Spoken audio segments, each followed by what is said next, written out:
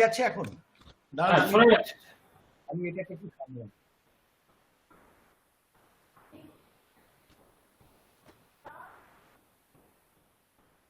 এবার শোনা যাচ্ছে? হ্যালো, হ্যাঁ হ্যাঁ স্যার শোনা যাচ্ছে। এবার শোনা যাচ্ছে কি? হ্যাঁ শোনা যাচ্ছে। না স্পষ্ট হচ্ছে কি হচ্ছে না? হ্যাঁ স্যার স্পষ্ট হ্যাঁ হচ্ছে কি? শোনা যাচ্ছে, বলুন। তো যেটা হচ্ছে এই যে আর্ট লিটারেচার ইত্যাদি একটা দিক আছে, পোস্ট মডার্নিজমের দিক আছে, আর্ট লিটারেচার যেটি দেখতে পাওয়া যায় চারিদিকে, আর্কিটেকচার, এগুলির আন্দোলন একটা হয়েছিল নতুন ধরনের, যেটা মডার্নিজম থেকে বেরিয়ে আসার একটা প্রচেষ্টা, যেটা মূলত শিল্প সাহিত্য সংস্কৃতি চর্চার ক্ষেত্রে যার প্রভাব পড়েছিল। আরেকটা পোস্ট মডার্নিটির যে গল্পটা তৈরি হয়েছিল সেটা অনেকখানি যে মডার্নিটি যে অর্থাৎ রাজনৈতিক সামাজিক ব্যবহার বা তার ইনস্টিটিউশন তার থেকেও বেরিয়ে আসার একটা চেষ্টা এটা হয়েছে। তো পোস্ট মডার্নিটি একটু দেখানোর জন্য ছাত্রছাত্রীরা যারা অনেকে দেখছে আগ্রহী হতে পারে, সেই জন্য আমি একটি ছবি এটা দেখাচ্ছি। এটা একটা আর্কিটেকচার। তো এখানে আমি বলছি post modernism is a broad movement that developed in the mid to late 20th century across philosophy, art, architecture and criticism, marking a departure from modernism. The term has been generally applied to describe a historical era said to flow after modernity and the tendencies of this era. অর্থাৎ modernity, আধুনিকতা, আধুনিকতা তাহলে প্রশ্ন উঠবে আমরা যদি সবটাই বোঝাই আধুনিকতা কি, সেটা আমি পরে বোঝাচ্ছি। আধুনিকতা, আধুনিকবাদ, মডার্নিটি, মডার্নিজম, এই ব্যাপারটা কি।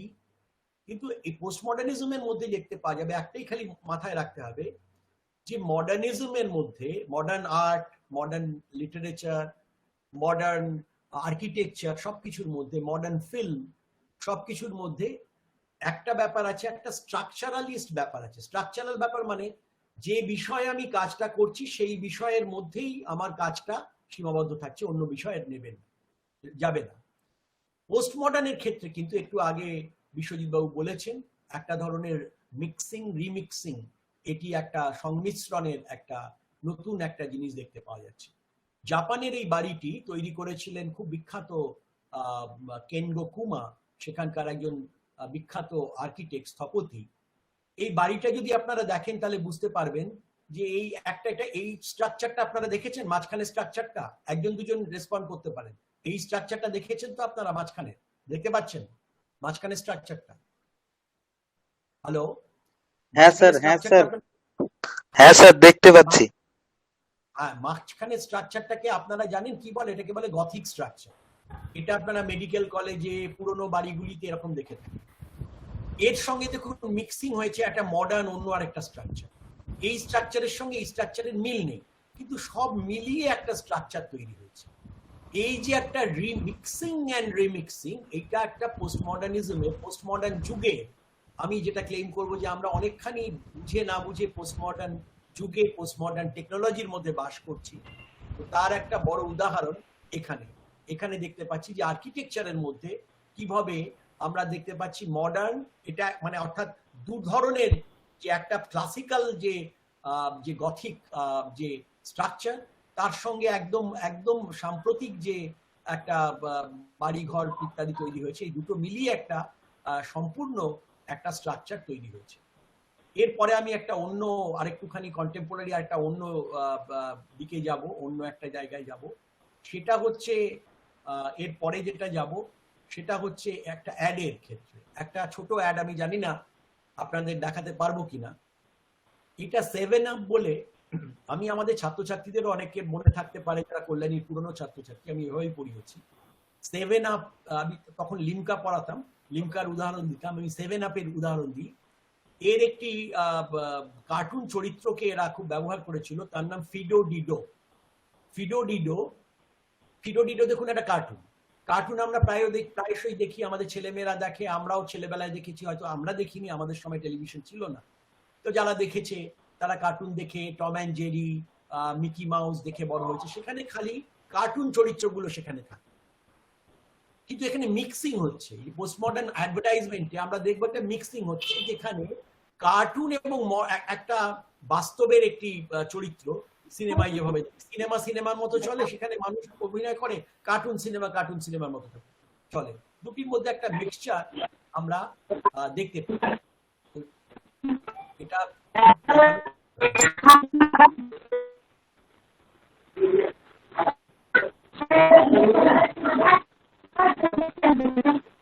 আপনারা একটু দেখুন, সবাই বাকিরা মিউট করে রাখুন। স্টুডেন্টদের বলছি, পার্টিসিপেন্টদের বলছি, তোমরা সবাই স্পিকার মিউট করে রাখুন, স্পিকার মিউট করে রাখুন।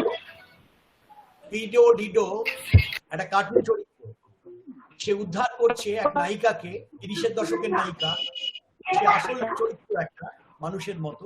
আমরা দেখতে পাচ্ছি যে কিভাবে স্যার আপনার এই প্রেজেন্টেশনটা আরেকবার রিজিউম করুন। মাঝখানে কেউ একজন প্রেজেন্টেশন করে দিয়ে আপনার প্রেজেন্টেশন কেটে দিয়েছে। মানে স্টুডেন্টদের, পার্টিসিপেন্টদের রিকোয়েস্ট করা হচ্ছে যে আপনারা কেউ কাইন্ডলি অকারণে প্রেজেন্টেশন করবেন না। স্যার আপনার ওই প্রেজেন্টেশনটা ডান দিকে দেখুন, প্রেজেন্ট নাও এর জায়গায় প্রেজেন্ট রিজিউম বলে একটা অপশন আছে। আপনি একবার রিজিউম করলে আপনার প্রেজেন্টেশনটা বড় হয়ে যাবে। আবার প্রেজেন্টেশনটা আবার হবে।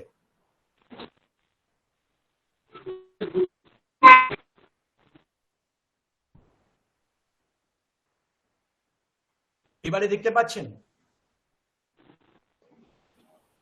না? দেখা যাচ্ছে মানে ওই একদম ছোট হয়ে আছে, ওই মাঝখানে কেউ একজন মানে অকারণে প্রেজেন্ট করে দিয়ে এটা কেটে দিয়েছে। প্রেজেন্ট করলে কি ডিস্টার্ব হয়ে গিয়ে কেটে যায়। আপনি দেখুন নিচে যে অ্যারো চিহ্নটা যেখান থেকে প্রেজেন্ট করেছিলেন স্যার, সেখানে দেখুন প্রেজেন্ট রিজিউম বলে একটি কথা আছে মনে হয় সম্ভবত। ডান দিকে অ্যারো চিহ্নটার নিচে প্রেজেন্ট রিজিউম বা রিজিউম ইওর প্রেজেন্টেশন এরকম একটা কথা আছে। ওটাকে রিজিউম করলে আপনার প্রেজেন্টেশনটা রিজিউম হয়ে যাবে। রিজিউম করব?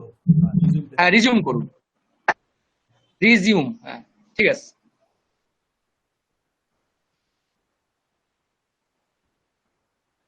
আমি আরেকবার করছি, আপনারা কাইন্ডলি এরকম কাটবেন না, কারণ আমি অনেক করে এটাকে করেছি, অনেকটা হবে কিনা জানি না, জেনেও আমি অনেক একজনের সাহায্য নিয়ে এটাকে আমি আনতে পেরেছি এখানে।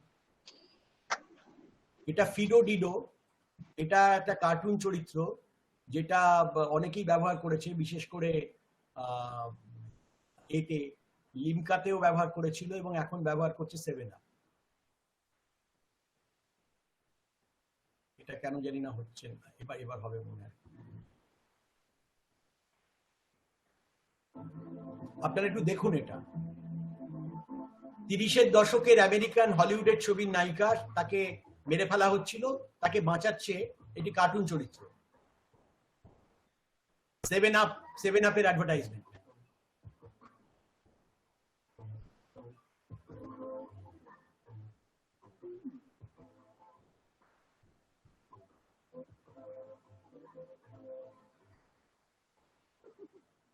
The cool to be clear. তাহলে এই যে আমরা দেখতে পাচ্ছি যে এই যে মিক্সিং, একটা সিমলেস ব্লেন্ডিং হচ্ছে, নিখুঁত ভাবে বোঝা যাচ্ছে না কে কোনটা। এই যে একটা অদ্ভুত একটা টাইমে আমরা চলে এসেছি, এটাকে আমি অনেকখানি বলছি একটা পোস্ট মডার্ন আর্ট এবং পোস্ট মডার্ন অ্যাডভার্টাইজমেন্ট এবং পোস্ট মডার্ন জগতের অনেকগুলি লক্ষণ, যেগুলি আমাদের জীবনে কিন্তু ঢুকে গেছে। এবারে আমি আসি কন্টেম্পোরারি ওয়ার্ল্ডে। সময় চলে যাচ্ছে, সেই জন্য আমি এগোচ্ছি কন্টেম্পোরারি ওয়ার্ল্ড। নাও কন্টেম্পোরারি ওয়ার্ল্ড কি আপনারা জানেন? কন্টেম্পোরারি ওয়ার্ল্ড হচ্ছে অ্যান্ড্রয়েড ফোনের যুগ, যেটি প্রায় আজকে which has become a symbol of contemporary world।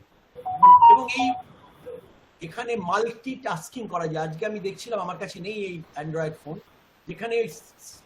যেখানে আমরা স্ক্রিনটাকে স্প্লিট করতে পারি। You can split the screen এবং 2-3টে কাজে একসঙ্গে করতে পারি।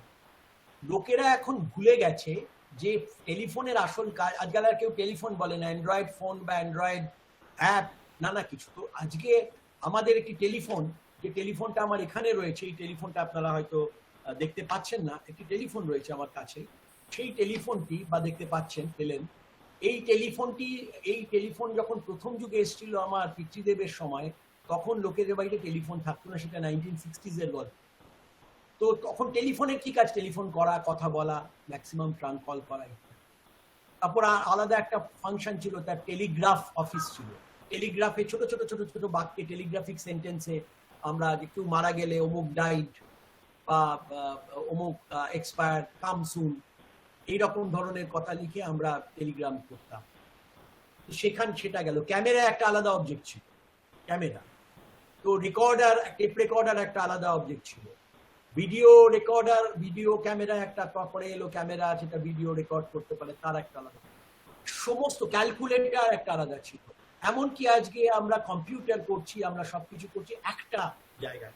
So this is a very much এমন একটি যন্ত্র নিয়ে আমরা ঘুরছি যেটার মধ্যে অনেক রকম ফাংশন। এর আসল ফাংশন যে কি, এর আসল ফাংশন কি অনেক সময় আমরা ভুলে গেছি। অনেক সময় বলি টেলিফোন চলছে না, হোয়াটসঅ্যাপে কথা বলে।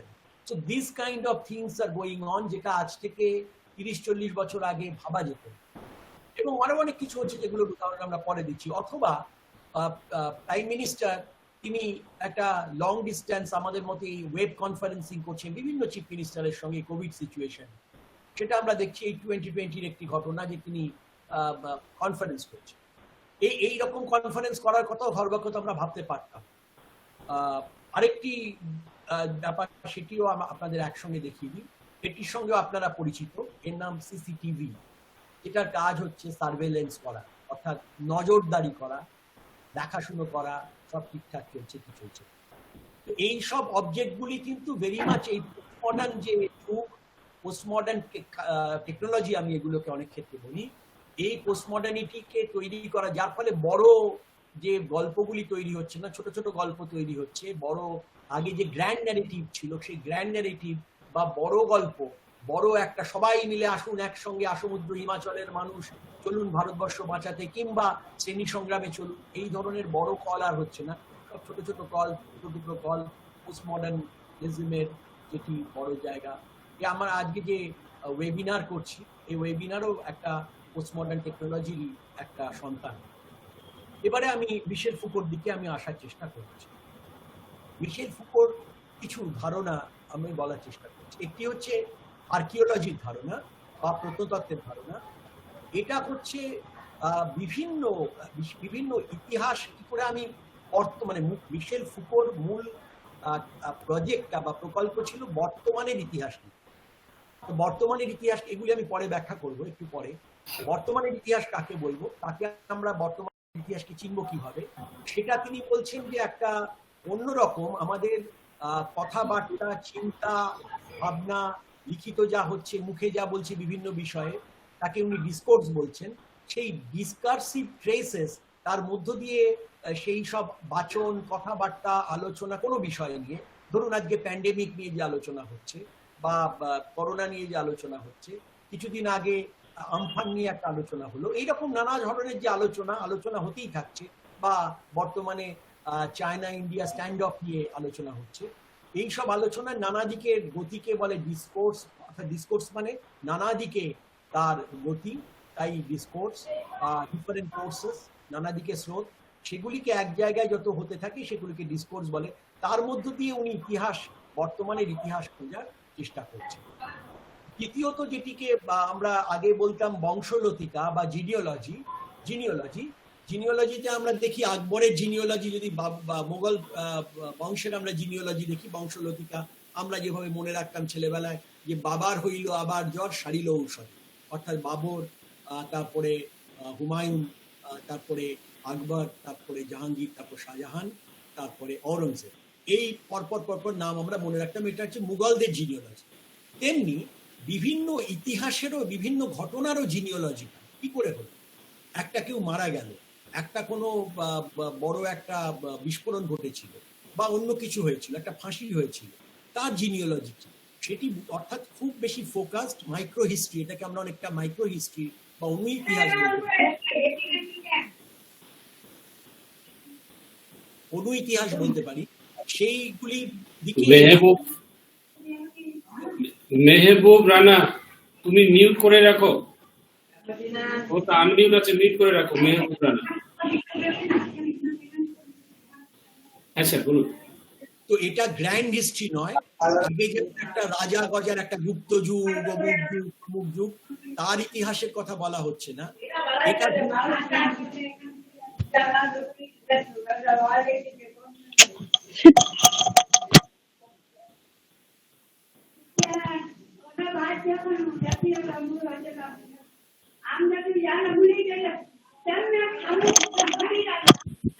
এই বাইরে আওয়াজ হচ্ছে কোথাও, আপনারা দেখুন প্লিজ। চন্দন তুমি ওকে ডিলিট করে দাও তো। হ্যাঁ চন্দন ওকে বের করে দাও, এক্সিট করিয়ে দাও। ওই কে মেয়ে না, ওই কি আমি আছে? বাদল দা অপারেট করছে, বাদল দা করছে। ও আচ্ছা আচ্ছা ঠিক আছে, ওকে, হ্যাঁ ওটা ইসে করে দিয়েছি, ওকে বের করে দিন। মিউট করে দিয়েছে, মিউট করে দিয়েছি। ঠিক আছে স্যার কন্টিনিউ করুন। হ্যাঁ স্যার। আচ্ছা প্লিজ।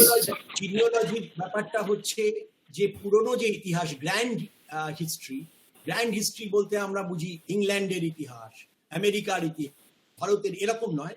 অর্থাৎ মাইক্রো হিস্ট্রির দিকে সেই জিনিওলজি।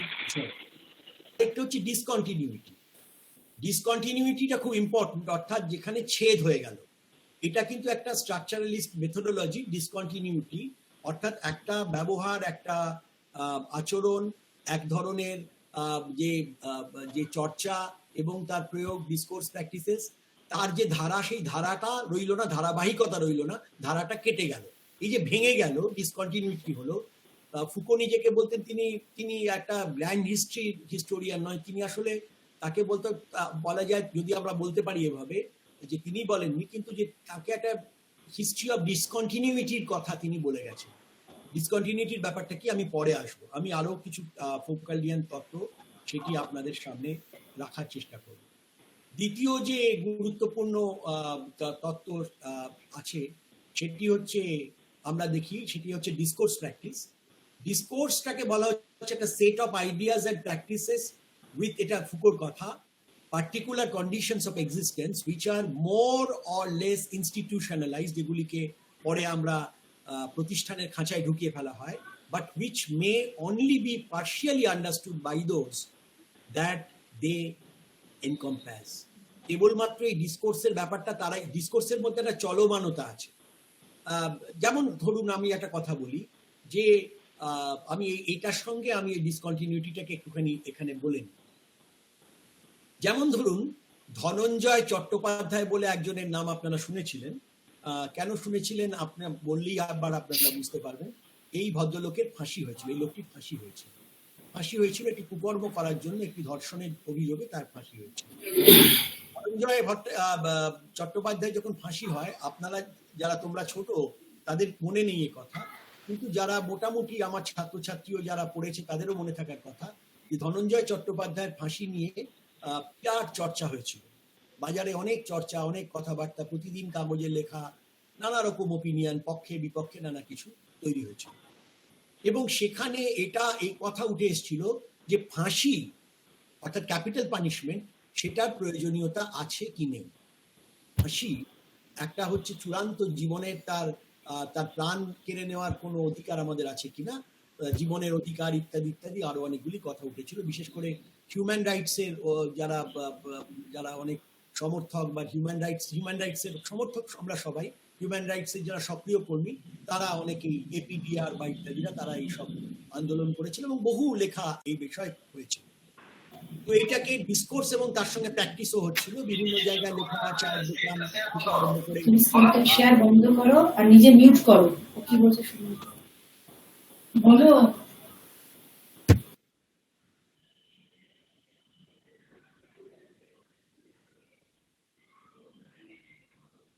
শোনা যাচ্ছে? আচ্ছা, হ্যাঁ স্যার। তো আমরা চায়ের দোকান থেকে ট্রেনে, বাসে, ট্রামে, সর্বত্র তখন ধনঞ্জয়ের ফাঁসি নিয়ে আলোচনা হচ্ছে। অর্থাৎ নানা রকম, তার কারু পক্ষে এক্ষুনি তোকে রাস্তায় দাঁড় করিয়ে মেরে ফেলা উচিত, কেউ কারুর বক্তব্য না এক্ষুনি ফাঁসি দেওয়া উচিত, কেউ বলল ফাঁসি দিলেই কি সব হয়ে গেল, তাহলে কি আর পরে আর ধর্ষণের ঘটনা ঘটবে না, সুতরাং তাহলে অন্যরকম শাস্তির চিন্তা করা যাক। যেমন অনেকে বললেন ইউরোপে তো কোনো ফাঁসি বা এই ধরনের মৃত্যুদণ্ড নেই, মৃত্যুদণ্ড আছে আমেরিকাতে এবং ভারতবর্ষের মতো দেশে, ইউরোপে একটা কন্টিনেন্টে কোথাও মৃত্যুদণ্ড নেই, সুতরাং মৃত্যুদণ্ডই বা কেন দিতে হবে। এই নিয়ে সেই জন স্টুয়ার্ট মিলের কেন মৃত্যুদণ্ড, ক্যাপিটাল পানিশমেন্ট হবে, রাষ্ট্রবিজ্ঞানীরা কথা বলেন, এই নিয়ে নানা ডিসকোর্স প্র্যাকটিস চলতে শুরু করলো। তো আমি যদি কেবলমাত্র ওই সময়কার যদি আমি ধরি যে ফাঁসি বিষয়ে একটা বিতর্ক চর্চা, বড় অর্থে আমি যদি চর্চা বলি, ডিসকোর্সের এই নামটা আমি পছন্দ করি, চর্চা চলছে। এই চর্চা যখন চলছে, ফুকো বলবেন ভালো, এই চর্চা এখন চলছে, 1990-এর দশকে এই চর্চা চলছে। আচ্ছা, আমি আরো 25 বছর এটাকে ঠেলে এটাকে হিস্টোরিসাইজ করলাম, আমি আরো 25 বছর পরে নিয়ে গেলাম, নিয়ে গিয়ে দেখি আচ্ছা এখনো কি এই ইতিহাসটা এই যে অর্থাৎ মানবাধিকার আছে, যারা এত বেশি আলোচনা হচ্ছে একজন অপরাধী ফাঁসি বা তার মৃত্যুদণ্ড তা নিয়ে, সেটি ছিল? আমরা গিয়ে দেখলাম যে না, তখন অনেকটা কমে এসছে। 50 বছর পরে আগে দেখলাম, আরো ঠেলে নিয়ে গেলাম 50 বছর, তাহলে 50 বছরের ইতিহাসে যদি দেখি যে তখন কি এরকম কারো একটা হয়েছিল তা নিয়ে কিছু বললো না, কারণ প্রত্যেকের বক্তব্য ছিল তার মৃত্যুদণ্ড হওয়া উচিত যে অপরাধ করেছে। আমি যদি 150 বছর 200 বছর আগে নিয়ে যাই, তাহলে এই কলকাতাতে অন্য একটা চিত্র দেখব, যার কিছু কথা প্রয়াত বিনয় ঘোষ এবং প্রয়াত নিখিল সরকারের কি করে কলকাতা হলো এবং তার সঙ্গে অন্যান্য যে লেখা কলকাতা বিষয় তাতে দেখতে পাওয়া যায়। আপনারা জানেন রাজভবনের পাশ দিয়ে, কলকাতা রাজভবনের পাশ দিয়ে একটা গলি গেছে, গলিটির নাম ফ্যান্সি লেন, লেখাও FANCY, কিন্তু ফ্যান্সি কথাটা কোনো সাজগোজের ব্যাপার নয়, ফাঁসি কথাটা থেকে ফ্যান্সি কথাটা এসছে, ফাঁসি। ওই গলি তখন তো গলি ছিল না, আজ থেকে 200 বছর 250 বছর আগে, তখন যখন কলকাতা সদ্য হয়েছে, ওখানে একটা বড় গাছ ছিল, পাকুর গাছ বা কোনো একটা বড় গাছ ছিল, সেখানে ফাঁসি দেওয়া হতো। এবং কোনো একটা সামান্য অপরাধ, অমুক সাহেবের আরদালি সেখান থেকে একটা ঘড়ি চুরি করেছে, তার জন্য তাকে একটা বিরাট জরিমানা দিতে হতো, না দিতে পারলে তার ফাঁসি। সেই ফাঁসি যে হবে সেটা ঢাক পিটিয়ে চারিদিকে ভদ্র সমাজে প্রচার করা হতো এবং সবাই আসতো দেখতে, ওই সময় ফাঁসি হবে, তারপর তাকে ওখানে দেয়া হতো, সে লোকটিও নির্বিবাদে ঝুলে পড়তো গলায় দড়ি দিয়ে। সুতরাং তখন কোনো আলোচনাই ছিল না, সবাই দেখতে আসতো। এই যে ডিসকোর্সটা, এই তার মানে আমি ফুকো বলবেন কি হলো, এইখানটাতে এই যে এই ফাঁসি বিষয়ক বা চূড়ান্ত বা প্রাণদণ্ড বিষয়ক যে ডিসকোর্স প্র্যাকটিস, সেই ইতিহাসটা, তার যদি ইতিহাস ধরি, তার যদি জিনিওলজি ধরি, সেটা ভেঙে গেল। অর্থাৎ এখানে একটা ডিসকন্টিনিউটি হলো, এটা একটা অন্য ইতিহাস হলো। একই রকম ভাবে তিনি বলবেন, তিনি দেখাবেন, ওই যেখানে আমি বললাম ডিসিপ্লিন অ্যান্ড পানিশের প্রথম চ্যাপ্টারে, কিভাবে 1757 সালে একটা রাজাকে সামান্য একটা ছুরি দিয়ে আহত করেছিল দামিয়াস বলে একটি মানুষ, তাকে কি করে হত্যা করা হয়েছিল, তাকে গাড়ি চাপিয়ে একটা ঘোড়ার টানা গাড়ি করে তাকে নিয়ে গিয়ে তার জামা কাপড় খুলে সেখানে সে যখন নিয়ে যাচ্ছে, গোটা প্যারিস দেখছে, প্যারিসের মতো জায়গা, একটা সৌন্দর্য এবং কাব্যের নগরী, চিত্রের নগরী, সেখানে এই কাণ্ড হচ্ছে। তার গা চিমটে, গরম চিমটে দিয়ে তার মাংস তুলে নেওয়া হচ্ছে, সেখানে গলানো লাভা, রেজিন, রজন এগুলি ফেলে দেওয়া হচ্ছে। তারপর তাকে নিয়ে যাওয়ার পরে 4টি ঘোড়ার সঙ্গে বেঁধে তার শরীর 4টে টুকরো করে দেওয়া হচ্ছে, এবং সেটাও একবারে হচ্ছে না, মেরে মেরে কেটে কেটে তাকে করতে হচ্ছে। তারপরে তার সমস্ত শরীরটাকে খণ্ড বিখণ্ড দেহটাকে ছাই করে উড়িয়ে দেওয়া হচ্ছে, যেটাকে আজকে আপনারা দেখলে ভাববেন নারকীয়, মারাত্মক। এই ফাঁসি এরপরেই নতুন ডিসকোর্স ফুকো বলবেন শুরু হলো, যেটা আমরা বেনথামাইট আমি একটু পরেই দেখাবো। বেনথামের আরেকটা নতুন মডেল এলো, যে না, আমরা শরীরকে কষ্ট দিয়ে, শারীরিকভাবে কাউকে টর্চার করে আমরা মানুষকে আমরা নিয়ন্ত্রণ করতে পারি না, নিয়ন্ত্রণ করতে গেলে তার মনকে নিয়ন্ত্রণ করতে হবে। আমরা পরেরটা দেখে নিই, তারপর আসছি। কি করে নিয়ন্ত্রণ করব? নিয়ন্ত্রণ করবো এই যে সিসিটিভি যেমন আছে, তেমনি আমরা নিয়ন্ত্রণ করব আমরা পাওয়ার নলেজ, এই ব্যাপারটা তিনি ইউজ করলেন, যে নলেজ এবং পাওয়ার। আমরা যদি কোনো বিষয়, যেমন আমরা গালোয়ানে লড়াই করছি, ভারতবর্ষের সৈনিকরা লড়াই করছে, যদি সেই অঞ্চলের টেরিটরি সম্পর্কে আমার ভালো ধ্যান ধারণা না থাকে, তাহলে কিন্তু আমি গালোয়ানে লড়তে পারবো না। অর্থাৎ এই নলেজটাই আমার ওখানকার পাওয়ারের অনেকখানি, পাওয়ারকে আমাকে ওখানে, পাওয়ার খালি থাকলেই হবে না, নলেজ তাকে সাপোর্ট করতে হবে। নলেজ পাওয়ার একসঙ্গে থাকে, এবং নলেজ পাওয়ার এটি সর্বত্র, এই নলেজ পাওয়ারের একটা ব্যবস্থা তৈরি হয়েছে। আধুনিক কালের এটাই হচ্ছে ডিসিপ্লিনিং মেশিনারি মেকানিজম। আধুনিক কালে এটাই হচ্ছে মানুষকে নর্মালাইজ করা, স্বাভাবিক করা, বা তাকে শৃঙ্খলিত করার একটা বড় উপায়। আরেকটি বড় কনসেপ্ট যেটার কথা ফুকো বলছেন, সেটা হচ্ছে গভর্নমেন্টালিটি। গভর্নমেন্টালিটির কথা তিনি বলছেন। গভর্নমেন্টালিটি মানে হচ্ছে প্রশাসনীকরণ। সবকিছুরই একটা গভর্নমেন্টালিটি হচ্ছে নিয়ন্ত্রণ করতে চাইছে সবকিছুকে, বিশেষ করে আমাদের শরীর থেকে, আমাদের খাওয়ার থেকে, আমাদের স্কুল থেকে, সবকিছুই গভর্নমেন্টালিটির মধ্য দিয়ে মানুষকে পপুলেশন কন্ট্রোল করতে চাইছে। আধুনিক রাষ্ট্র চাইছে, কেবল আধুনিক রাষ্ট্র চাইছে তা নয়। ফুকো পাওয়ারকে কেবলমাত্র রাষ্ট্রের মধ্যেই রয়েছে এটা ভাবেননি। ফুকো মনে করেছেন বাড়ির মধ্যেও পাওয়ার আছে, একটা ইনস্টিটিউশনের ভেতরে, একটা প্রতিষ্ঠান, বিশ্ববিদ্যালয়, তার মধ্যে পাওয়ার রয়েছে। পাওয়ার যে সবসময় খারাপ তা নয়। পাওয়ারের দুটি অংশ, একটা হচ্ছে পাওয়ার টু অ্যান্ড একটা হচ্ছে পাওয়ার ওভার। পাওয়ার টু হচ্ছে কোনো কিছু কাজ করতে গেলেও আপনার পাওয়ার লাগে। আমি যদি একটা পেন নিয়ে একটা কিছু লিখি তাহলে আমার একটা পাওয়ার লাগে, পাওয়ার টু রাইট। কিন্তু আরেকটা লাগে হচ্ছে পাওয়ার ওভার, মানে অন্যের ওপরে নিজের প্রভাব বা নিজের শক্তি সেটি প্রতিষ্ঠা করা, সেটি হচ্ছে পাওয়ার ওভার। সুতরাং এই দুটি অর্থে তিনি পাওয়ার কথাটি বলেছিলেন। এবং গভর্নমেন্টালিটির মধ্য দিয়ে আলটিমেটলি লক্ষণ হচ্ছে মানুষের বিভিন্ন দৈনন্দিন নিডস যেগুলি প্রয়োজন, সেগুলি তাদের দিয়ে, ধরুন বন্যা ত্রাণ দিয়ে, কোথাও আমাকে বিশেষ চাল দিয়ে বা অন্য কিছু দিয়ে আমি পপুলেশনকে আসলে কন্ট্রোল করছি, পপুলেশনকে নিয়ন্ত্রণ করছি। এটি আরেকটি ফোকালিয়ান টেকনিক বা ফুকো এগুলি পয়েন্ট আউট করেছেন।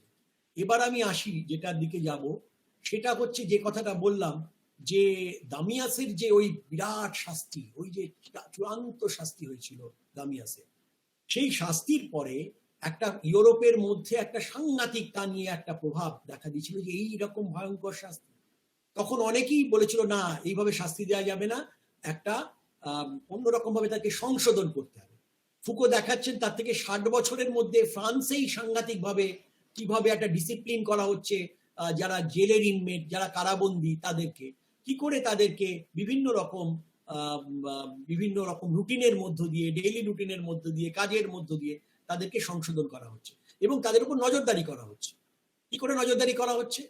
ফুকো, বেনথাম এ ব্যাপারে ব্রিটিশ ইউটিলিটারিয়ান থিঙ্কার, ছাত্রছাত্রীরা অনেকেই হয়তো বেনথামের নাম জানো, জেরেমি বেনথাম হিতবাদী বড় তিনি দার্শনিক। তিনি বলেন এরকম একটা জেলখানা করা যাক, জেলখানার মাঝখানে থাকবে এই যে গোল যেটা দেখা যাচ্ছে, এই গোলটি হচ্ছে, এই যে গোল দেখা যাচ্ছে এটি, এখানে একটা টাওয়ার থাকবে। এই টাওয়ারে থাকবেন একজন রক্ষী যার নাম প্যানঅপটিকন, যিনি সব দেখতে পান। প্যান মানে সব, অপটিকন তার নজরদারি তিনি করতে পারেন। এবং এমন ভাবে এই জেলটি তৈরি হয়েছে, এই জেলের মাঝখানে এটা থাকবে এবং একটা সামন্তরিকের মতো, একটা প্যারালেলোগ্রামের মতো এটি থাকবে। এবং এই এটার মধ্যে সমস্ত যারা জেলের ইনমেট, যারা জেলের বন্দী, কারাবন্দী, তাদেরকে ইনি দেখতে পাবেন, এই রক্ষীটি দেখতে পাবেন। কিন্তু এমন ভাবেই এই মিনারটি তৈরি হয়েছে, টাওয়ারটা তৈরি হয়েছে, রক্ষী কোথায় আছে সেটা কিন্তু যারা এই এরা কি বলে কারা বন্দী আছে তারা দেখতে পাবেন। তিনি ওখান থেকে লক্ষ্য করবেন যে সবাই নিয়ম মেনে চলছে কিনা। সামনেটা খোলা, তিনি চারিদিক দেখতে পাচ্ছেন, তাকে কেউ দেখতে পাচ্ছে না। তার অবস্থান একটা ঈশ্বরের মতো, বা আজকে একটু আগে যেটা দেখালাম সিসিটিভির মতো। তো এখানে বলছেন, ফুকো বলছেন এইভাবে চালিয়ে দিলে যখন প্যানঅপটিকন থাকবে, প্যানঅপটিকন যদি কেউ কোথাও নাও থাকেন, তাহলেও বন্দীরা ভাবতে পারে আমাকে বোধহয় এই রক্ষী, এই সর্বদ্রষ্টা নিরীক্ষক আমাকে দেখছে। সুতরাং নিজে নিজেই আমরা শৃঙ্খলিত হয়ে যাব, নিজে নিজেই যে আমাদের আচরণটা সংশোধিত হতে পারবে। সুতরাং এইভাবেই কিন্তু যে সাংঘাতিক অপরাধের শাস্তি ছিল দৈহিক, সেখান থেকে আমরা একটা মানসিক নিয়ন্ত্রণের জায়গায় আমরা নিয়ে এলাম। আমি একটা এতে দেখেছি, একটা মানে প্যারিসে যেটা রয়েছে খুব বিখ্যাত আর্ট এবং ইত্যাদি যেগুলি থাকে সেখানে, লুভরে যেটার নাম, সেখানে মোনালিসা বা আরো অনেকের ছবি রয়েছে, প্রত্যেকের সেগুলি খুব ইম্পর্টেন্ট। ওখানে চারিদিকে সিসিটিভি লাগানো আছে। তো একটা মজা আছে যে অনেকগুলি সিসিটিভি হয়তো খারাপও আছে, কিন্তু লোকে তো জানে না কোনটা খারাপ, তাই কেউ কিছু করতে ভয় পায় যদি কোনো সিসিটিভিতে তাকে দেখে নেয়। কারণ এক একটা আর্টের যা মূল্য, ওখানে মোনালিসার ছবির যা মূল্য, আমাদের 3-4টি বিশ্ববিদ্যালয়ের জমি এবং সবকিছু সবাই বিক্রি হয়ে গেল, তার মূল্যের তুলনা হবে না। সুতরাং এইরকম দামি অবজেক্ট সেখানে রয়েছে, কিন্তু কেউ কিছু করে না। তো এইরকমই জায়গা, এইটা কিন্তু খুব গুরুত্বপূর্ণ হয়ে গেল। এটা একটি ফোকালিয়ান আরেকটি কনসেপ্ট। এরপরে আমি যে জায়গাটা আসবো সেটি এখনকার রিসেন্ট একটা জায়গা, এটা বলে আমি তারপর আলোচনাতে আমি ফিরবো, আমি যেখানটায় মডার্নিজম, একটা বানান এখানে ভুল হয়েছে, মডার্নিজম এই জায়গা আলোচনায় পোস্ট মডার্নিটি জায়গাতে ফিরবো। আজকের এই প্যান্ডেমিক যেটা চলেছে, অতিমারি, ফুকো এই প্যান্ডেমিক এত স্কেলে দেখেনি, কিন্তু ঐতিহাসিক ছিলেন তো। ঐতিহাসিক থাকার জন্য তিনি পুরনো বিউবনিক যে প্লেগ ইউরোপে হয়েছিল সেটা দেখেছেন, তার আগে লেপ্রসি, সাংঘাতিক কুষ্ঠরোগ হতো, সেটি দেখেছেন, এবং তারপরে স্মল পক্সের যে সিনড্রোম সেটাও তিনি দেখেছেন, এবং দেখেছেন যে রাষ্ট্র এবং সমস্ত মেডিকেল ব্যবস্থা কিভাবে সেটা কাজ করে। এটা আমার মনে হয় কিছুটা গুরুত্বপূর্ণ আজকে এই কন্টেম্পোরারি ওয়ার্ল্ডে যেখানে আমরা রয়েছি। হিস্ট্রি অফ ম্যাডনেস 61 সালে লেখা, এখানে প্রথম একটা পাওয়ারের মডেল তিনি বলছেন। তখন করা হতো কি, যখন যখন প্লেগ হতো, তখন কি হতো, power separates the healthy from the sick. কিচ্ছু করা হতো না, যাদের প্লেগ হয়েছে তাদের একটা অঞ্চলে বন্ধ করে তাদের কিছু ঘরের মধ্যে তাকে পুড়ে রাখা হতো, এই জায়গাটা ঘিরে রাখা হতো, তাকে বেরোতে দেওয়া হতো না। অর্থাৎ হেলদি এবং সিক, স্বাস্থ্য অর্থাৎ যার অসুখ হয়নি আর অসুখ হয়েছে তাদেরকে আলাদা করা হতো, ideally outside the city gate, so as to essentially no longer care about them. তাদের প্রতি সেই সময় রাষ্ট্রের আর্লি মডার্ন পিরিয়ডে রাষ্ট্রের, ইউরোপীয় রাষ্ট্রগুলির কোনো দায় দায়িত্ব তারা নিত না। পড়ে গেছে, ওদের তো অসুখ হয়েছে, মরেই যাবে, ওখানে তার থেকে বাইরে গিয়ে মরবে। ডিসিপ্লিন অ্যান্ড পানিশে তিনি বলছেন, ইন আর্লি মডার্নিটি হাউএভার এই আগের লেপ্রসিতে যেটা ছিল সেটা এরকম জায়গায় ছিল, আলাদা করে রাখা হতো, এটা লেপ্রসিতে ছিল, এবং প্লেগের সময়ও ছিল। কিন্তু এরপরে এর প্রথমটা হচ্ছে লেপ্রসির সময়, যে লেপার যারা, তাদেরকে আলাদা করা হতো, যারা লেপার নয় তাদের থেকে। কিন্তু আর্লি মডার্নিটির সময় আরেকটি জিনিস এলো, সেটা হচ্ছে প্লেগ। লেপ্রসি মডেলের পরে রাষ্ট্র একটা নতুন বলছেন, প্রত্যেক কটা এরকম অতিমারি মহামারী আসে, তখন রাষ্ট্রযন্ত্র নতুন করে তার ক্ষমতার ঘুঁটি সাজায়, নিজেকে নতুন করে গড়ে তোলে, এবং আমাদেরকে কেয়ার দেওয়ার কথা বলে বা অন্যান্য ভাবে আমাদেরকে নিয়ন্ত্রণ করে। আর্লি মডার্নিটিতে, প্রথম যুগের মডার্নিটিতে আমরা দেখতে পাই এই লেপ্রসি মডেলটি, এটির বদলে একটা নতুন জায়গা চলে এলো প্লেগের জায়গায়। সেটা হচ্ছে মূলত যেটাকে করা হচ্ছে, সেটাকে বলা হচ্ছে যে এক ধরনের তাদের ওপর সার্ভেইলেন্স করা।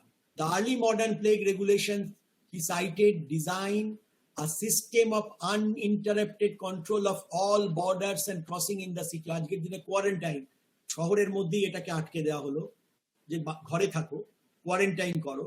কোয়ারেন্টাইন যেটা আমরা আজকে করছি, এটা এগুলি জন্ম কিন্তু আগে ইউরোপে হয়ে গেছে, কোয়ারেন্টাইন করো। ইট ইজ সেগমেন্টেড, যে বলা হলো যে strict confinement of citizens in their Holmes, আজকে যেটা বলা হচ্ছে strict confinement of citizens in their Holmes, বাড়িতে থাকো। It is a segmented, immobile, frozen space. Each individual is fixed in his place. And if he moves out, if he moves, he does so at the risk of his life, contagion, and or punishment. তাকে শাস্তি দিতে পারে, তাকে ধরতে পারে, তার অসুখ হতে পারে। করোনাতে আমরা এরকম একটা দেখেছি, একটা জায়গায় একটি লোক বেরিয়ে পড়েছিল হায়দ্রাবাদে, তাকে বলছে একটা পুলিশরা, তাকে চ্যাংদোলা করে বলছে যে চলো এই অ্যাম্বুলেন্সে তোমাকে তুলে দেবো, এখানে সবাই করোনা হয়েছে। সে পায়ে ধরছে, সে বলছে আমাকে গ্রেপ্তার করো, আমাকে মারো, আমি উর্বশ করবো, সব করবো, কিন্তু ওইখানে আমাকে তুলো না। সুতরাং একটা ফিয়ার। আর তার সঙ্গে আমরা কলেজ দ্য ফ্রান্সে লেকচারের মধ্যে একটি লেখা রয়েছে, একটি লেকচার, তার নাম সিকিউরিটি, টেরিটরি অ্যান্ড পপুলেশন। সেখানে বলছেন এরপরে এই গেল, প্লেগ আর হচ্ছে না, তখন তত বেশি ইউরোপ থেকে লেপ্রসি চলে গেছে, প্লেগও প্রায় চলে গেছে, এবার নতুন করে এসছে স্মল পক্স। স্মল পক্সের ক্ষেত্রে বলছে, the authorities of the 18th century responded to smallpox with statistical observation by measuring the incidence of illness and empirically with attempts to protect the population from infection through inoculation.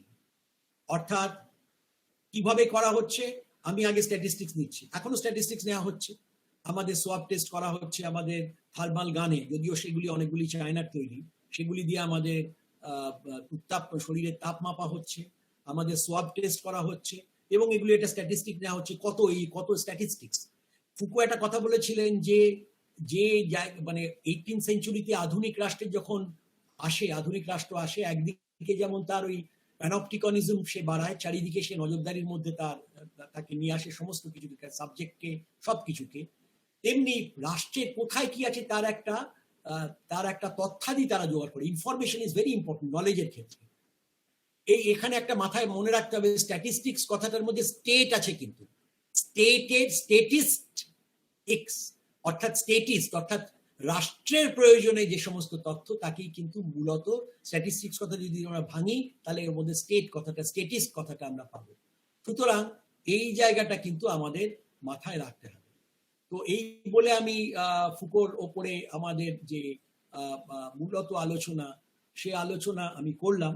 খালি আমি একটা দুটো কথা বলবো যে আধুনিকতা বলতে কিন্তু দুটি আধুনিক, এই পোস্ট মডার্নিজম কথাটা কিন্তু একটু গোলমেলে কথা, কারণ পোস্ট মডার্নিজম মূলত আর্ট লিটারেচারের মুভমেন্ট এটা বলেছে, কিন্তু পোস্ট মডার্নিটি এবং মডার্নিটি দুটোই আছে। মডার্নিজমের আন্দোলন কিন্তু আমাদের এখানে ইউরোপে আরম্ভ হয়েছিল বা আমেরিকায় আরম্ভ হয়েছিল, এরা late 19th century early 20th সেঞ্চুরির মধ্যে মডার্নিটি আরম্ভ হয়েছিল। কিন্তু মডার্নের ধারণা এটা কিন্তু একটা এনলাইটেনমেন্ট বা অষ্টাদশ শতকের যে জ্ঞানোদ্দীপ্তি এনলাইটেনমেন্ট তার সঙ্গে যুক্ত, এবং তার মূল কথা যেটা ছিল সেটা হচ্ছে একটা র্যাশনালিটি, অর্থাৎ এক ধরনের র্যাশনাল যে জায়গা, একটা রিজন সবচেয়ে উঁচুতে রয়েছে, অর্থাৎ একটা আমরা সবকিছুর ওপরে একটা, এটাকে বলা হতো এজ অফ রিজন, অর্থাৎ আমরা যদি যা কিছু করছি সেটা র্যাশনালি আমাদের ভাবতে হবে, কোনো কুসংস্কারের দ্বারা নয়, ধর্মবিশ্বাসের দ্বারা নয়, এবং রিজনটা সর্বত্র একই রকম হবে। এবং এই র্যাশনালিটি উইথ ক্যাপিটাল আর এই দু রকম হয়, একটা পাবলিক রিজন, একটা হচ্ছে জনসাধারণের জন্য, সর্বসাধারণের জন্য রিজন, একটা প্রাইভেট রিজন উইথ স্মল আর। আমার বাড়িতে কিরকম রং করব, ঘরের রং কিরকম হবে, বা আমার ঘরে কি বই থাকবে না থাকবে, বা বই আদৌ থাকবে কিনা সেটা আমি স্থির করবো। কিন্তু রাস্তায় যখন গাড়ি চালাবো তখন আমার বাঁ দিক দিয়ে চালাতে হবে, কিংবা ইউরোপ বা আমেরিকা হলে ডান দিক দিয়ে চালাতে হবে, সেটা কিন্তু পাবলিক রিজন। এই পাবলিক রিজন উইথ ক্যাপিটাল আর, এই র্যাশনালিটি, এই রিজন, এটা সর্বত্র পৃথিবীর একরকম হবে এবং একই রকম সভ্যতা তৈরি করবে, এবং এটি মানে অর্থাৎ উন্নতির সোপানটাও একই রকম হবে। এই কারণেই আমাদের মধ্যে একরকম, এবং কিন্তু যারা পোস্ট মডার্ন, যারা এটা সমালোচনা করলেন তারা বললেন এই মডার্নিটি যেটাকে ইউনিভার্সাল বলছে, আসলে তো সেটা লিমিটেড, সেটা তো মূলত ইউরোপিয়ান। যারা আমাদের এখানকার বিশেষ করে পোস্ট কলোনিয়াল যারা থিঙ্কার, যারা উত্তর ঔপনিবেশিক চিন্তাবিদ, যেমন এডওয়ার্ড সাইড থেকে আরম্ভ করে গায়ত্রী চক্রবর্তী স্পিভাক, এমনকি আমাদের পার্থ চ্যাটার্জি বা সবাই, এরা বলতে লাগলেন যে এই যে এই মডার্নিটির আতুর ঘর হচ্ছে ইউরোপ, পশ্চিম তার মতো করে আমাদের মডার্ন করছে, তার মতো করে সে যেভাবে ভেবেছে সেইভাবে আমাদের মডার্ন করছে। তাই আমাদের মধ্যে দেখবেন একটা ইকুয়েশন ছেলেবেলা থেকে কাজ করে, westernization is equal to modernization is equal to urbanization is equal to development. তাই আমরা যখন ডেভেলপ হতে চাই, আমরা পশ্চিমের মাপে ডেভেলপ হতে চাই, পশ্চিমের মতো করে ডেভেলপ হতে চাই, এবং যদি খুব ডেভেলপ হতে চাই আমরা দেশের মধ্যে আর আটকে থাকি না, আমরা ওয়েস্টার্ন ওয়ার্ল্ডে চলে গিয়ে সেটেল করতে থাকি, কারণ আমরা মনে করি ওটাই ডেভেলপমেন্টের একদম শিখরে থাকা জায়গা, ওইখানে আমরা যেতে চাই। তো এর জায়গা থেকে বেরোতে চায় পোস্ট মডার্ন যারা তার ক্রিটিক, তারা বলে না ওটা ইউনিভার্সাল নয়, ওর মধ্যে অনেকগুলি এই যে এত বড় গ্র্যান্ড ন্যারেটিভ, উন্নতি, ডেভেলপমেন্ট, প্রগ্রেস, রিজন, এগুলি বলা হচ্ছে, এর অনেকগুলি যাকে আজকাল ইংরেজিতে বলে ফল্ট লাইন, অনেকগুলি ফল্ট লাইন আছে। এবং এই ফল্ট লাইনগুলির মধ্যে প্রথম কার্ল মার্কস দেখালেন যে যদি একটা যদি যুক্তি সর্বজনীন কি করে হবে, মালিকের যুক্তি আর শ্রমিকের যুক্তি তো একরকম নয়। মালিক বলছে আরো বেশিক্ষণ কাজ করতে হবে, শ্রমিক বলছে আরো কম কাজ করতে হবে, আমাকে বেশি বোনাস দিতে হবে বা মাইনে দিতে হবে, তো তাদের যুক্তি আলাদা। অন্যদিকে ফ্রয়েড দেখালেন যে আমাদেরকে বললাম আমরা যুক্তিবান প্রাণী, আমাদের আসলে যে ভেতরে আনকনশিয়াস আছে, যে অচৈতন্য আছে, তার দ্বারা আমরা প্রভাবিত হয়ে অনেক কাজ করি এবং পরে তাকে র্যাশনালাইজ করি, আমরা জানিও না অনেক কাজ কি করে করলাম, কেন করলাম। আপনাদের মনে রাখবেন যে অনেক সময় আমাদের মনে হয় না ওই রংটা কিরম আমি দেখতে পাচ্ছি না, ভালো লাগছে না, এই শেপটা আমার কিরম পছন্দ হচ্ছে না, এটা তো আমার যুক্তি দিয়ে করছি না, এটা আমি র্যাশনালিটি দিয়ে করছি না, এটা আমার আনকনশিয়াস, ফ্রয়েড বলবেন। ফার্দিনান্দ সসুর, যিনি স্ট্রাকচারালিস্ট লিঙ্গুইস্টিক্স এর জন্মদাতা, যার থেকে এত বড় স্ট্রাকচারালিজম তৈরি হলো এবং পরে ফ্রান্সকে এত বড় প্রভাবিত করলো, তার বক্তব্য হচ্ছে যে আমরা যা কিছু ভাবি সবই ল্যাঙ্গুয়েজের মধ্যে দিয়ে ভাবি। আমরা এমন কোনো কথা ভাবতেও পারি না বা বলতেও পারি না যেটা আমরা ল্যাঙ্গুয়েজ ভাষা ছাড়া ভাবতে পারি না। Even we cannot dream, we can dream without language. আর যখন আমরা বুঝতে পারি না কোনো কি দেখলাম, কিরকম একটা স্বপ্নে দেখি, আমরা বলি না ঠিক বলতে পারবো না, কিরকম একটা রং দেখলাম, কি যেন একটা হলো, আমরা অস্বস্তিতে ভুগি। সো এই আমরা তারা বললেন কোথায় রিজন, এই ল্যাঙ্গুয়েজ হচ্ছে একটা arbitrary system of science, SIGNS, science মানে হচ্ছে চিহ্ন ব্যবস্থা, যে চিহ্ন ব্যবস্থা সাংস্কৃতিক ভাবে আমাদের উপর চাপিয়ে দেওয়া হয়েছে। ছেলেবেলা থেকে আমরা যেটাকে জল বলেছি, সেই জলটা অন্য সংস্কৃতিতে জানলে আর জল বলতাম না, অন্যভাবে কথা বলতাম। আমাদের সিনট্যাক্স, আমাদের গ্রামার সবকিছু আমাদের কালচার বাউন্ড, অর্থাৎ আমরা তৈরি করেছি, এটা ন্যাচারাল নয়। তেমনি এইরকম ভাবে আমরা যদি দেখি এই যে আবার যদি আমরা দেখি নিটশের কথা ভাবি, নিটশের দ্বারা খুব প্রভাবিত ছিলেন ফুকো।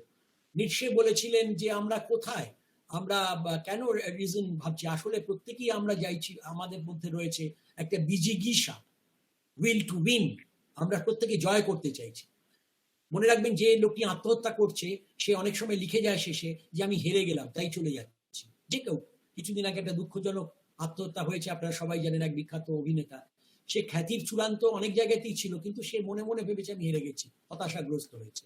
এই যে মানুষ কিন্তু উইল টু উইন, জয় করতে চায়, এটাই তো তার প্রবৃত্তি। সে সবাই ফার্স্ট হতে চায়, সবাই ভালো হতে চায়, সবাই বেস্ট হতে চায়। সুতরাং এগুলি আমাদের পরিচালনা করে। এই যে উইল টু উইন থেকে উইল টু পাওয়ার, এই জায়গাটা পাওয়ার এবং নলেজ, এই জায়গায় ফুকো নিয়ে গেছিলেন।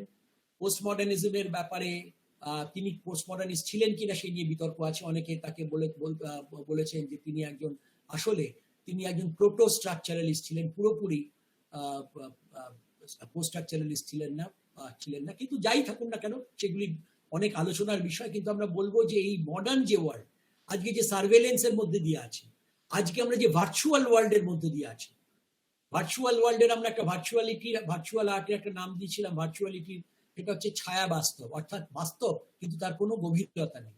এই যে আমরা কথা বলছি, পরস্পরকে দেখতে পাচ্ছি, কিন্তু আমাদের হাত আমরা ছুঁতে পাচ্ছি না, অর্থাৎ এটা এই বাস্তবের কোনো গভীরতা নেই।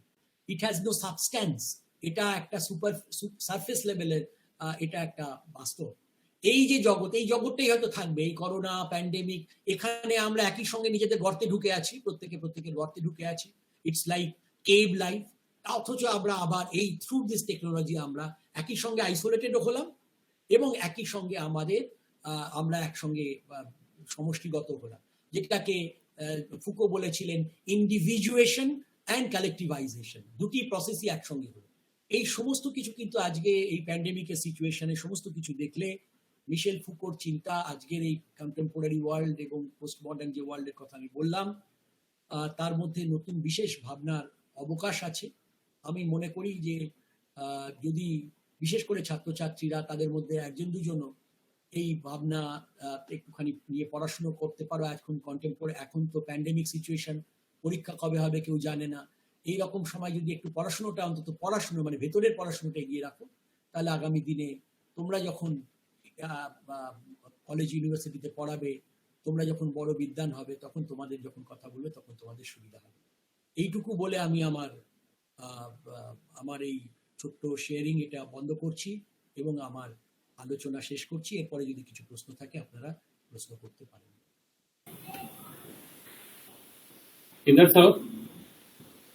হ্যালো হ্যালো, শোনা যাবে? অয়ন, হ্যালো হ্যালো, হ্যাঁ বলে স্যারের বক্তব্য স্যার শেষ করলেন। তো আমি আমাদের পার্টিসিপেন্ট রিসার্চ স্কলার্স ওনাদেরকে বলবো, যদি তোমাদের কোনো কোয়ারিজ থাকে, জিজ্ঞাসা থাকে, কিছু আলোচনা থাকে, তাহলে সেগুলো তোমরা স্যারকে জিজ্ঞেস করতে পারো। ছাত্রছাত্রীদের উদ্দেশ্যে বলছি, যদি তোমাদের কিছু জিজ্ঞাসা থাকে।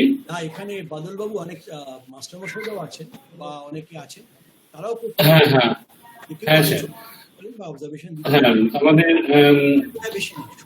Faculty members, research scholars, student এবং রিডার্স সকলকেই আমি অনুরোধ করব, যদি আপনাদের কিছু জিজ্ঞাসা থাকে, কিছু আলোচনার থাকে, ডিসকাশন থাকে, তাহলে স্যারকে জিজ্ঞাসা করতে পারে তারা।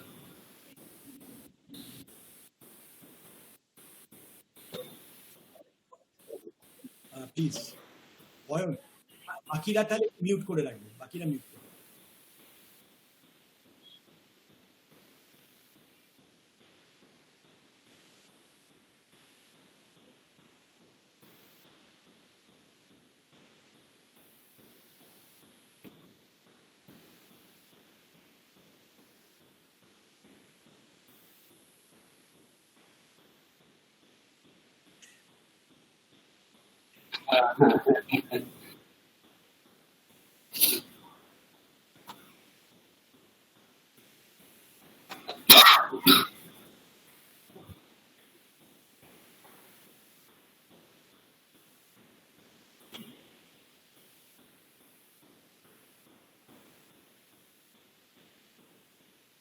নিশ্চয়ই আমি আসলে আসতাম, কিন্তু মাঝখানে বাদ সাধলো প্যান্ডেমিক। আমি একে বলেছিলাম যে আমার এখানে যেহেতু কিছু প্রশাসনিক দায় দায়িত্ব আছে, আমি সেমিনার যেহেতু তোমরা আলাদাভাবে করো সেখানে হয়তো আসতে পারবো না, কিন্তু এমনি নিজে এসে আমি চাই যে সবার সঙ্গে আলোচনা করতে, সেটা শেয়ার করতে চাই।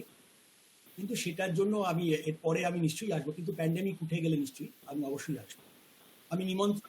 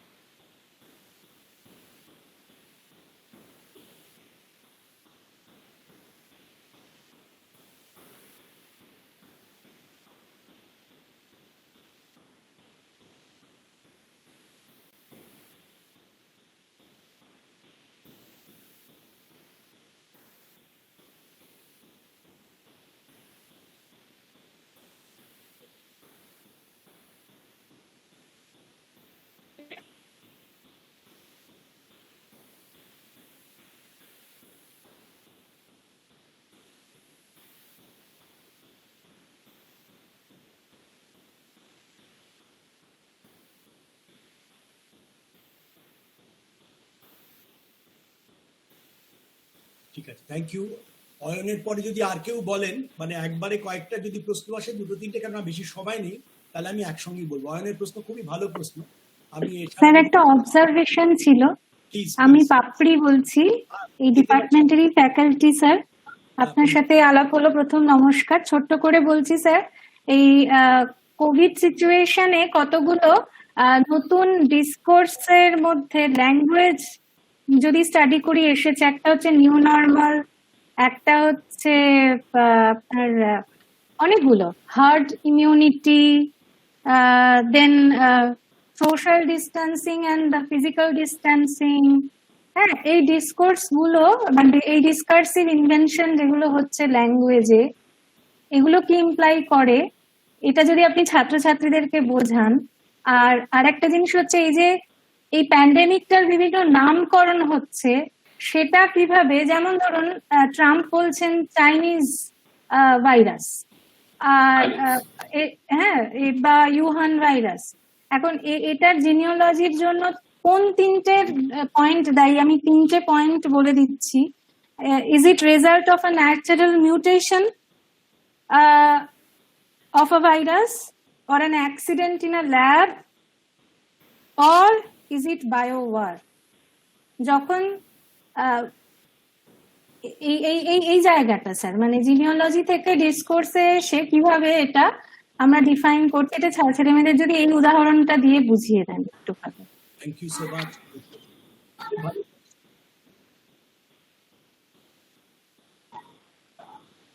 প্লিজ, হ্যাঁ বলুন, বলো।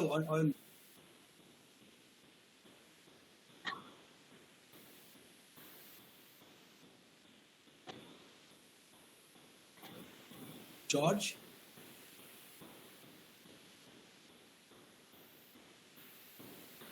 আচ্ছা আচ্ছা, আর কোনো প্রশ্ন আছে? আচ্ছা, তা না হলে আমি এগুলি বলি। হ্যালো স্যার, আমার একটা হ্যালো হ্যাঁ হ্যাঁ বলো। স্যার, আমার একটা প্রশ্ন। স্যার স্যার মিশেল ফুকো, স্যার তিনি তার পেশায় অনেক রাষ্ট্রগুলো ঘুরেছেন এবং স্যার নিজেকে স্থির করতে পারছিলেন নাকি সেটা বলতে পারছি না স্যার, অনেক পেশার মধ্যে, এবং শেষে তার বাবার পেশায় ডক্টরি হয়তো একটু শিখতে সাহায্য করলো। স্যার তিনি কি স্থির হতে পারছিলেন না যে আমি কোনটা পেশা বেছে নেবো বা কোনটা আমার জন্য ভালো? স্যার তিনি তো অনেকদিন শিক্ষকতা করেছেন এবং অনেক দেশে ভ্রমণও করেছেন স্যার, তার পেশা হিসাবে মাস্টারি। হ্যাঁ, তিনি তো অনেক কিছু কথা বলেছেন, কিন্তু স্যার নিজেকে স্থির করতে পারছিলেন না, না সেটা বুঝতে পারছি না। আমি এই প্রশ্নটা সঠিক বুঝতে পারলাম না। এরপরে যদি আর কেন, আমি বুঝলাম কিছুটা, আমি তাও বলার চেষ্টা করি। আর কিছু হ্যাঁ আছে? স্যার, আবার বলবো? না, ঠিক আছে, আমি বুঝলাম এটা, মানে আচ্ছা তোমার বক্তব্যটা কি, মানে যে তিনি কেন এই পেশাটা বাঁচলেন, কোন পেশাটা, তিনি ঐতিহাসিক কেন হলেন? স্যার সেই দিক থেকে না, স্যার তিনি তো অনেক দেশ ভ্রমণ করেছেন এবং স্যার পেশা হিসাবে স্যার অনেকবার চেঞ্জ করেছেন পেশাটা, শিক্ষাই করেছেন কিন্তু অনেক রাজ্যে গিয়ে তিনি পেশায় কাজে জড়িত থেকেছেন। ঠিক আছে, এটা আমাদের আজকের আলোচ্য বিষয়ের সঙ্গে যুক্ত নয়। এটা তো তার জীবনীমূলক যে আলোচনা, সেই আলোচনাটা আমি খুব একটা করিনি আজকের আলোচনা। হ্যাঁ স্যার। সেটা আমি এই আগের উত্তরগুলো দিয়ে নিই তাহলে, তারপর যদি সময় থাকে, সময় বেশি নেই, তারপরে এই সময়টা টাইম আউট হয়ে যাবে, কেন 8:30 বেজে গেলে তো আর বোধহয় এটা চলবে না। সুতরাং আমি আচ্ছা স্যার, থ্যাংকস। আমি এই সময়ের মধ্যেই আমি এটা বলার চেষ্টা করি। প্রথমে অয়নকে আমি ধন্যবাদ জানাই যে অয়ন যে প্রশ্ন করেছে, খুবই ভালো প্রশ্ন। যে এবং আমাদের এখানে ঠিকই যে ফুকোর চিন্তা, কিন্তু আমি কিন্তু আজকে ফুকোর চিন্তাটা রেখেছি। ফুকোর চিন্তারও যে ক্রিটিক, সেটা আমি করি। অনেকেই ফুকোর চিন্তার অনেক বিষয়ের ক্রিটিক, সেটা করা যেতে পারে, অনেক সীমাবদ্ধতা ফুকোর আছে। কিন্তু ফুকোর মধ্যে একটা, যেহেতু ফুকো না, এই যে কলেজ দা ফ্রান্সে তিনি বলছেন, কলেজ দা ফ্রান্সে তার যে, আমি যদি খালি ওই যে কটি প্রকাশিত বড় বই সেগুলি না, আমি যদি কলেজ দা ফ্রান্স একদম বাদ দিয়ে পড়ি, সোসাইটি মাস্ট বি ডিফেন্ডেড যদি না পড়ে আমরা বুঝি, তাহলে কিন্তু বোঝা যাবে না। ফুকো কিন্তু অনেক জায়গায় অনেক, যেমন আমি বললাম প্যান্ডেমিকের ক্ষেত্রে তিনি 3 রকমের কথা বলছেন। একটা লেপারদের সময় কেমন হতো, তারপরে বললেন যে যেই সময় প্লেগ হচ্ছে তখন কিভাবে হতো, এবং কিভাবে স্মলপক্সের সময় কিভাবে এসছে। সুতরাং একটা জৈব রাজনীতির বাদ দিয়ে মানব রাজনীতি এবং সবকিছু মিলিয়ে যে কথাটা ফুকো বলতে বলছেন যে বিভিন্ন ক্রাইসিস সিচুয়েশন, ক্রাইসিস মোমেন্টে, সেটা যারা পাওয়ার, যারা যেমন বাড়িতে বলে দেয় না যে তুই কিন্তু বাড়ির বাইরে যাবি না, বাবা সেই সময় বিকামস দ্য প্যাট্রিয়ার্ক এবং most powerful person in the house, তুমি এটা করবেন। পাড়াতে হয়তো কোনো একটি মেয়ে, বিশেষ করে আমাদের দেশে তো আনফর্চুনেট ঘটনা আজকেও দেখলাম ঘটেছে বা নানা সময় ঘটছে, মেয়েদের উপরে নানা রকম অত্যাচার। যদি আমাদের এক বন্ধু কল্পনা কান্নাভিরান, তিনি খুব বড় সোশ্যাল সায়েন্টিস্ট এবং ল এর একজন খুব নামজাদা অধ্যাপিকা, তিনি হায়দ্রাবাদে। কল্পনা আমাদেরকে বলেছিলেন যে এক একটা শিবাজি, এক একটা মেয়েদের ওপর একটা অপরাধ ঘটে, রেপ হয় বা কিছু হয়, তার সঙ্গে সঙ্গে পিতৃতন্ত্র এতগুলি বাধা তৈরি করে যে মেয়েদের স্বাধীনতা তাদের আবার ঘরের ভেতর ঢুকিয়ে দেওয়া, নানা রকম নিরাপত্তার কথা বলে, এটা বলে তা বলে।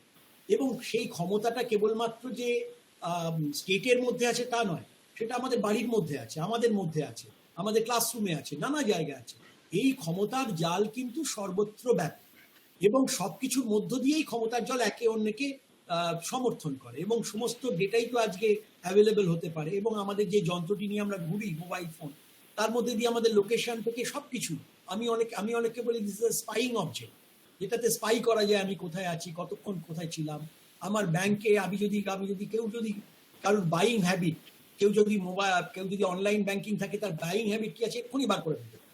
তো আমি গড়ে পিটে নিচ্ছি আসলে আমার মতো করে ডোসাইল, এটা বলছেন। এই যে আপনি একটু আগে বললেন যে নর্মাল নিউজ অনেকগুলি নতুন আসবে, আরো অনেক নতুন কিছু আসবে, কিন্তু স্ট্যাটিস্টিক্স কথাটাই আগে এইভাবে ছিল। এই যে আমাদের নতুন কথার উদ্ভব ঘটবে, আগে নলেজ বলতো, এটা বলতো, সেটা বলতো, নাও স্ট্যাটিস্টিক্স আর ডিসিপ্লিন। এই ডিসকোর্স থেকে করতে করতে সেটা একটা ডিসিপ্লিনে তৈরি হচ্ছে, এটা একটা স্টেটের তথ্য। তেমনি প্যান্ডেমিকে যে normal, what is normal? Normal নিয়ে অনেক কথা আছে। নর্মালাইজেশন মানে হচ্ছে ডিসিপ্লিন। এখন বলছি নিউ নর্মাল, আগে নর্মাল, এখন নিউ নর্মাল একটা মাস্ক পরে আমাকে বেরোতে হচ্ছে, বা আমি এই হ্যান্ড স্যানিটাইজেশন করছি, বা so call quote and quote social distancing is a very ugly word for me. কারণ আমাদের দেশে এমনিতেই এই নিয়ে জাত পাত ইত্যাদি ইত্যাদি নিয়ে, তাদের মধ্যে নানা রকম সম্প্রদায় ইত্যাদি নিয়ে রয়েছেই। তার মধ্যে সোশ্যাল ডিস্টেন্সিং তা খুব খারাপ শব্দ, যদি ফিজিক্যাল ডিস্টেন্সিংও বলা যায়, যে কিছু ডিস্টেন্স আমাদের মেনটেন করতে হবে, ঠিক আছে। কিন্তু এগুলির ভেতর দিয়ে, এবং যে কথাটা হিন্দুদের কথা অয়ন বলল, যে পুনেতে যেটা হয়েছে, পুনেতে আমাদের প্রথম যে শহীদ সেটা ক্ষুদিরাম বোস নয়, চাপেকর ব্রাদার্স।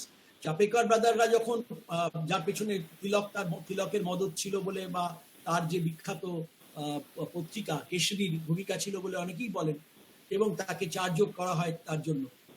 তখন যে এই কি বলে এপিডেমিক কন্ট্রোলিং অ্যাক্ট, সেই অ্যাক্টটাকেই আবার এতদিন পরে সেই অ্যাক্টটাকেই আবার ফিরিয়ে আনা হয়েছে। এটা সেম অ্যাক্ট যার বিরুদ্ধে ভারতবর্ষে প্রথম লোকেরা শহীদ হয়েছিল, সেই অ্যাক্টটাকেই আবার ঘুরিয়ে ফিরিয়ে সেই কলোনিয়াল পুরনো 1890s এর অ্যাক্টকে আবার নিয়ে আসা হয়েছে নতুন করে, যদি কাউকে জেলে পুরতে হয়, যদি কিছু করতে হয়। তো এই যে জায়গা, রাষ্ট্র যখন প্রয়োজন পড়বে, রাষ্ট্র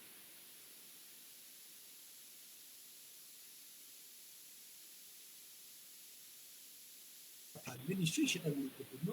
কিন্তু তার সঙ্গে সঙ্গে আমাদের যে স্বাধীনতা আমরা প্রত্যেকদিন একটু একটু করে তার জন্য লড়াই করছি নানা ক্ষেত্রে, সেই স্বাধীনতার মধ্যে এনক্রোচমেন্ট ঘটবে। আর যেটার কথা বললে, যে মুসলিম এবং হিন্দু এবং অন্যান্য ক্ষেত্রে তো আমরা দেখেছি একই রকম। মনে রাখতে হবে, বিউবনিক প্লেগ যখন হয়েছিল, মনে করা হচ্ছিল জিউদের থেকে এসছে। মনে করা হয়েছিল যারা ইহুদি জিউ, তাদের ভেতর থেকে এই প্লেগ কিন্তু এসেছে, এবং এই প্লেগ তাদের ভেতর থেকে এসেছে যখন তখন জিউদের ধরে তাদের মারপিট করে তাদের বলা হলো যে তোমার থেকেই এসছে, তোমায় বলতে হবে, বলে তাদেরকে নানাভাবে অ্যাক্সিডেন্ট করা, এমনকি তাদেরকে পুড়িয়ে মারা, অনেক কিছু হয়েছে।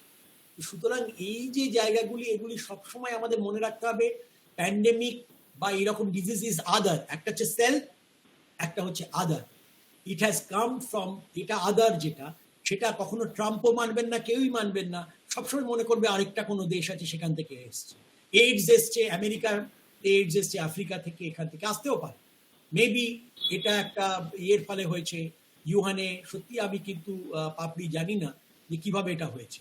অনেকে বলছে ওয়েট মার্কেট ছিল, সেখানে ব্যাট পাওয়া যেত, এইসব নানা রকম গল্প চলছে। এগুলি সব কিন্তু ডিসকোর্স, কেউ জানে না। আপনি একটা জিনিস দেখবেন, আপনারা সকলে লক্ষ্য করে, যে ড্রাগ কোনটা, এই বলছে হাইড্রক্সিক্লোরোকুইন, এটা